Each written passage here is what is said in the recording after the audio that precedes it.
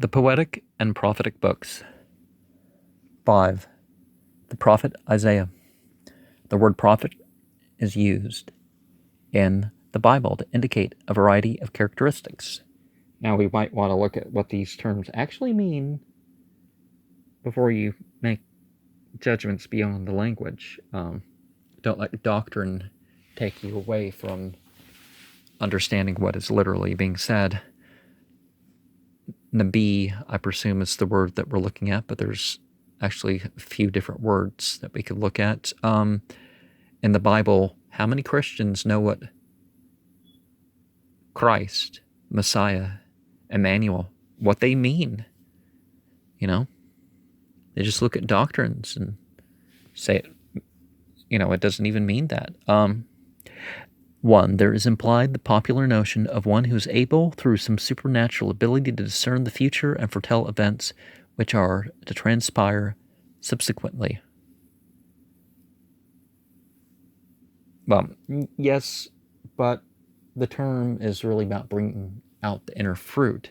It's not about predicting the unseen. It's conveying the news, the news expresser, the living word. It signifies a person employed in the utterances of public religious discourses, something analogous to our modern preacher. And this was, in large part, the office of the Old Testament prophets. Some of them were like our modern reformers, and others were even evangelists or revivalists. Well, like it has about Jesus, the plurose, it came to refurbish the law, not to do away with any of it. Obviously, he would have had instruction for the time and place, but, They also exercised the function of scribes and wrote the histories of their times, the annals of their nations, and the biographies of the kings and great men. A very large proportion of the books of the Old Testament were written or compiled by the prophets. Well, pseudo-epigraphical, but as it has Jesus say that he spoke not his own doctrine. So both through revelation, writing down the words exactly as they came, and through a conceptual inspiration, it amounted to the same thing. The prophetic books of the Old Testament are usually reckoned in two divisions, the major and the minor prophets. The former embrace those under the names of Isaiah, Jeremiah, Ezekiel, and Daniel. The latter, the remainder. All these books are written largely in the poetic style. The prophet Isaiah is, next to Moses and David, the most impressive and powerful of the Old Testament writers. He lived at Jerusalem in the time of the kings of Uzziah to Hezekiah, inclusive, and it's thought by some that he continued to the time of Manasseh, by whom he was put to death for being sawn asunder. By being sawn asunder. But of this, there's no authentic information, as in the Bible doesn't say so. For a great part of his life, his relation to the government seems to have been something like that of a modern court preacher or chaplain to the king. Although there was probably no such actual office, he was a man of powerful intellect, great integrity, and remarkable force of character. In his preaching, he was earnest, brave, and unflinching. His writings are characterized by unusual strength and at the same time by unusual beauty. And though he is often profound, he is seldom obscure.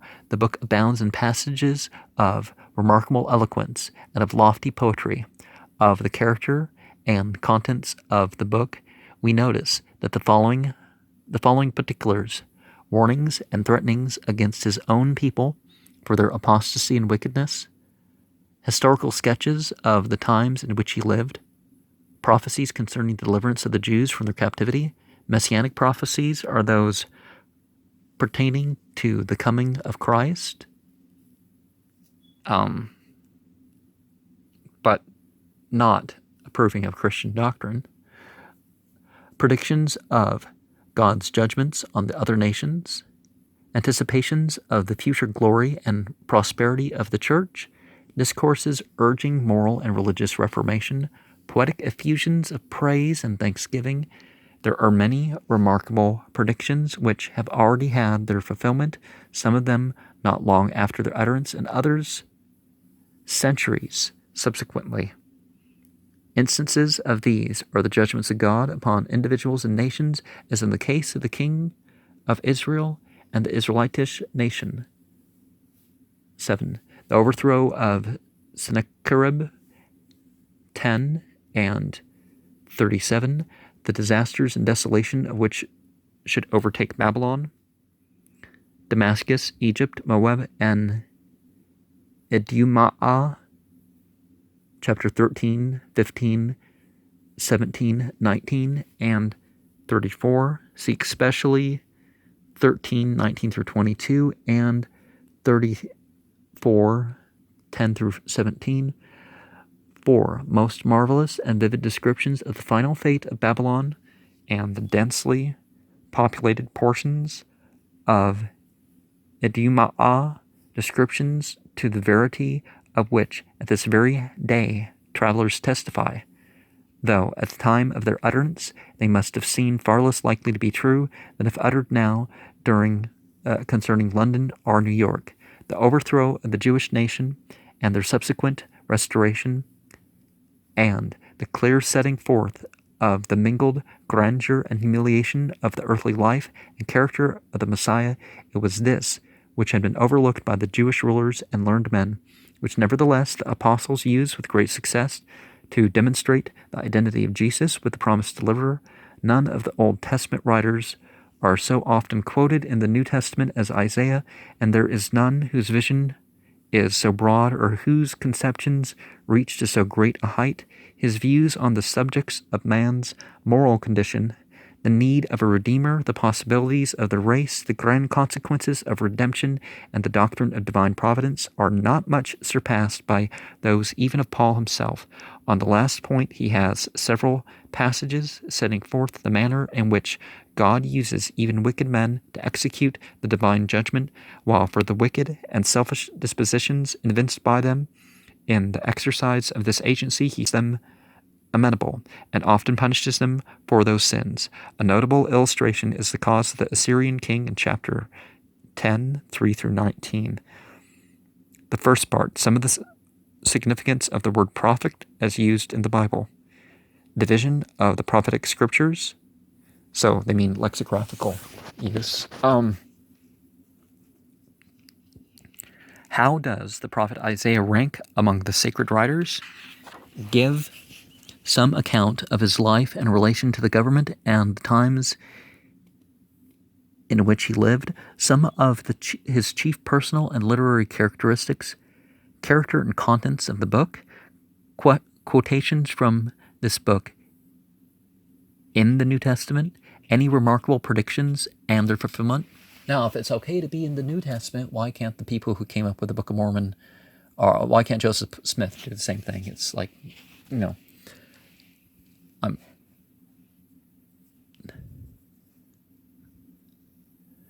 Isaiah's moral and religious views, as compared with those of New Testament writers, on what subjects is he especially clear and pronounced, give his remarkable statements concerning the Assyrian king and the use which God may make of a wicked man as an agent, while at the same time he holds him responsible for his wickedness, 10, 3 through 19, show how these statements, 6 and 12, harmonize.